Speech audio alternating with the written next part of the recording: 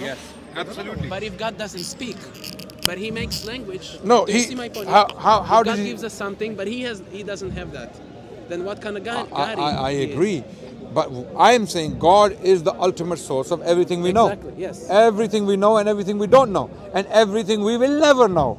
God is Yes, the ultimate. inconceivable. Absolutely. So when we the Muslims have a very comprehensive view of God. Actually, our view, I claim quite humbly with humility that our view is the most comprehensive view of God in all human philosophies Yes, put together. yes. Judaism, Christianity, Hinduism, Vedic philosophies. You know and what? I will yeah, agree with you because if I would have any religion, I'll practice Islam. certainly. Thank you for acknowledging that. Hopefully one day you will choose to follow a religion. The reason why we are Muslims is not because we are blind followers and we just feel comfortable about Islam, or we are born in Muslim families. In my case at least, I have thoroughly examined Islam in the light of our current realities before accepting. What if my ancestors were wrong? What if they just chose the wrong religion and I'm following this religion blindly? Just the faith right. for you. It's not just the faith for me. I have studied Christianity, Judaism, I've briefly looked at Hinduism and Buddhism as well. And I find Islam to be most satisfying intellectually. Spiritually it's very satisfying. When you practice it, it bears fruit. I can see fruits in my own family. My own close friends, when they practice Islam, they blossom in ways that cannot be described in words. So I believe. But if you don't see God, then the family is good. But Allah in the Quran says, right? If I'm not, correct me if I'm wrong. That love me more than your daughters, your children, your mother, your family. Love me more than them. So if we see our children, if we see our family, but we don't see Allah, then 100%. We are told as Muslims we have to love God more than anyone or anything. Why? Because He is the one. He is the reason we have everything. He is the reason we have parents. Those we love. We love our parents, we love our children, we love our wives, we love our neighbors, we love our friends and colleagues. We love them because someone put them there. And because that someone put them there, He deserves our love more than all of them put together, because He's the cause. So that's why God requires that love of us. It is justice. It is nothing but justice to love your Creator more than anything so won't and you anyone. be interested in seeing Him and knowing Absolutely. how He looks like? We have been told that when we die, there is another life after this this life. This is not the end. This is only the beginning, right? This is we will be resurrected after we die. Almost reincarnation, something like that. We don't call it reincarnation or something. If you want to use that word, if you understand your reality or our reality by those words, no problem with that. But we use the word resurrected. We will be resurrected. We will be brought back to life, and then we will be paid back for our deeds, good or bad, right? So for that reason, we work for that life. And when we get to that life, God will give us the ultimate pleasure, which is what? He will reveal Himself. We will see Him like we see the sun, or like we see the moon. That's what's in our tradition, why we address God as Rama, Rahman, but in Sanskrit it means the reservoir of all pleasure. Right. God is the only pleasure. Here, so we have everything this. is haram. No, here is a test. You have to confine yourselves from all these pleasures you may see around you, for your betterment, for the betterment of the society, and at the same time you're obedient to God's commands, right? Having done that, the reward will be the pleasure of God, and He will reveal Himself to His special. Again, the word Him is a convenient term we use. We can use it, him, she. What other words do we have? We have to invent a new. He introduced Himself as Him, not because He's a gender. But you're not going to be surprised if when you see Him, you're going to see that He is a male, for example, right? Look, when we see Him, and if he appears to be in a particular form or shape, whatever it is, we can't change it. This is what He is. This is how He is. Subhanahu wa ta'ala. So we will accept, and we will be so pleased. We have been told by Prophet Muhammad, when you see God, that you will fall in prostration immediately. Your natural reaction will be that you will fall in prostration because you will realize, like a stick. Yeah. So like we have been told he's beautiful. In the reports, Prophet Muhammad, he said, Allahu Jameel wa yuhibbul Jamal. Allah is beautiful, and he loves beauty. Yes. So this is why beautify yourselves. So we in Islam, we have a duty to be clean, to be tidy, to be beautiful, to be pleasant looking.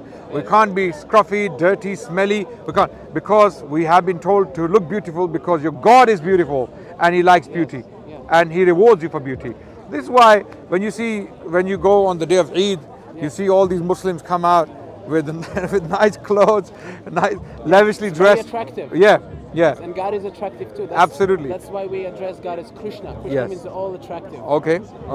But again, coming to the... That's what attracted me. That's what you asked. So the form of God. Yeah. But as a sincere believer, you would like to worship God in the form He wants you to worship Him, right? Yes. And for that you need the pure message of God, right? Yes. Okay. And Vedas, what you're following now, I can tell you, and you can go and do your own research, are not pure. They have been added to, they have been altered, they have been corrupted beyond recognition. The only pure word of God we have on the planet today, a word that claims to be from God, is the Quran. So where is the form of God there? The form is completely hidden from us. We don't know. We have no idea, and He has deliberately hidden His form because He tells us that the true believers are the ones who believe in the unseen. Yes. Okay? Alladhina yu'minuna bil ghaib. Those who believe in the ghaib. Ghaib is unseen. We haven't seen God, yet we believe in Him because of His signs. He has signs all over us. Yes. In your face. God's signs are all over us. We see Him everywhere, but we don't see Him. Yes. You see, so this is why someone's been disturbed. So this is why we believe Quran to be the most comprehensive description, indicator of God. And I invite you to study it. I invite you to study the Quran. Yes. Sit down seriously, put aside your conditioning for a few moments, and start reading through it with a blank mind, and see if it's true. Then what?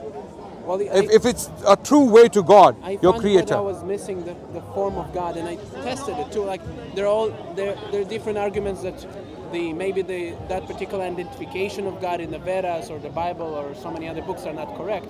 But if you do take to a particular, like speaking like now, if you put all the scriptures on a scale and you look for the form of God, it's not there. You know, the Vedas are the only one who promotes something. Perhaps you're looking for a particular God, and you can't. Not a particular, but if I ask a Christian or a Muslim or a Jew or even a Hindu, I ask them how God looks like, they have no idea. They don't tell you a specific. Why do they have to know? For their God to be true, why do they have to know what He looks like? If you haven't seen your father, if you've never met your father, and we know you have a father, does that mean your father is not your father? No, it doesn't mean that. But Thank you. If you want to see Him, you have to be patient. You can't, you can't be like a child who goes to a sweet shop and he starts crying that I want all those sweets and I want them now. And the parents are saying, no, they're not good for you yet. Wait, grow up. Get to that level where you can choose sweets, and then you can. God I is. Waited for a long time for this revelation. Wait more, and you will see God. If you really truly want to see God, you have to follow His way. And if you are following a way that's corrupted, that's man-made, or that has human interpolations, then you are putting your soul in danger. That's exactly what I wanted to ask. Like, if someone, let's say, claims he's seen God, what will be an evidence for that you would accept that he has seen God? Besides like scripture and things like that, like something like logically. How do we know he's seen God? Sorry? If someone saw God, how do we know that what he saw was God? Yes. How do we know? Well, that's what I ask you. We don't know. It's subjective. If I claim, if I come tomorrow and I say I saw God, and God had 50 heads, He had 1,000 arms, and He looked like a beast, and that was God. Doesn't mean anything to me.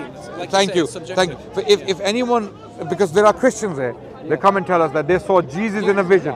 And we, no, Jesus in a vision. They saw Jesus in a vision. And we asked them, how do you know that was Jesus? So anyone claiming to see, to have seen God. Yes. Well, Jesus, let's say there is some sort of description, right? Of Prophet Muhammad, peace be upon him, there's a description. So if you've seen him, you can address him according to that description. But how do we know which description is true?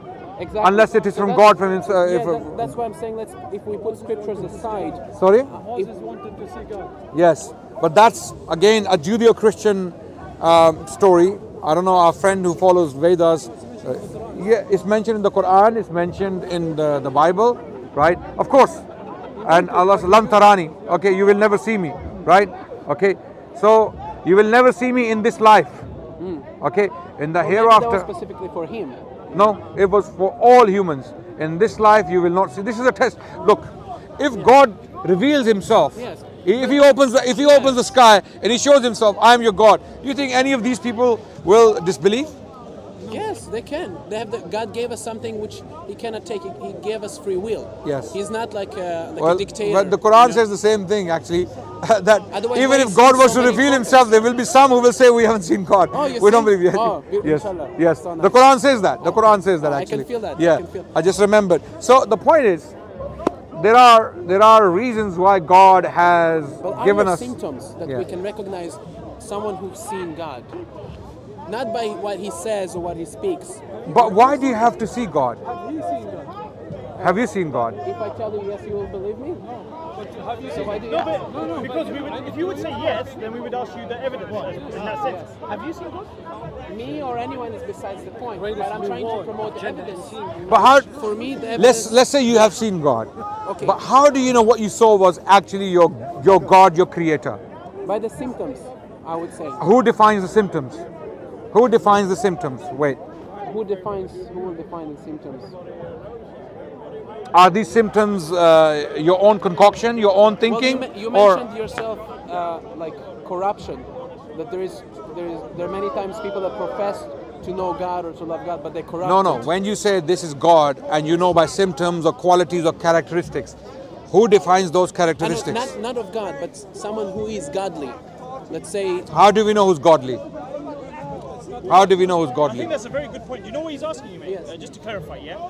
He's asking you, if you're saying, let's assume you said you saw God, yeah? Okay. Who defines those properties that you're taking as that he's God? And how do you know those properties are the true properties? They could be wrong. You could have adopted wrong properties of God and you end up with the wrong God. Yes. And you might see a demon or a jinn or something like that, or some spirit.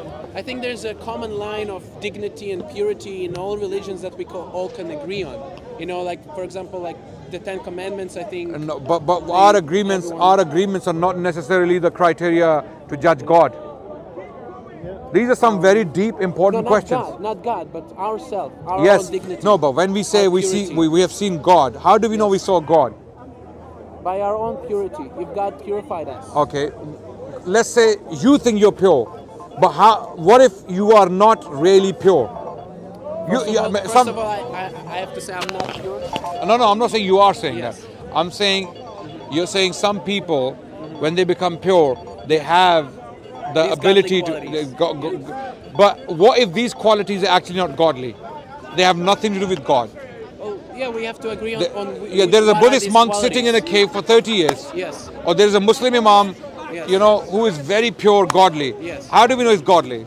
If he's wrong, if he's following the wrong path. Yeah, we should agree on some of these qualities. Let's, like I say, lust and greed, for example.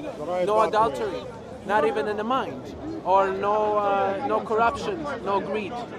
We believe someone who is seeing God, he is pure from the right. We believe it's humanly impossible to be completely pure. To imagine what God is. That's why. Firstly, it is impossible, humanly impossible, to be completely pure. We believe that. And we know that by experience. Yeah, we cannot see God if we're not pure. No. Here, this is why we will not see God here. Because we will never be completely pure. That's an answer to your question. Well, if we see God, we're not here. Even if we're here, we're not here. We actually do see God indirectly. We do see God's signs. Yes. We see God. We see God's creation, and we know this is all made by someone. So we do see God in a form that we may not accept. Yeah, we call it impersonal form. Yes, exactly. So we do see God indirectly. Yes. But God as himself, as he is, no one has seen him, and we will only see him when we die and we are resurrected to receive our recompense. And on that note, I will have to end. Thank you, Abdul. What was your name? Ramchandra, like Al-Rahman. Okay, Rama. Nice to meet you, man. Nice to meet you. And I'm gonna take. Do you have a card from your channel? I don't actually. I don't. I was thinking for a second, he's shaking the hand of a hijabi woman.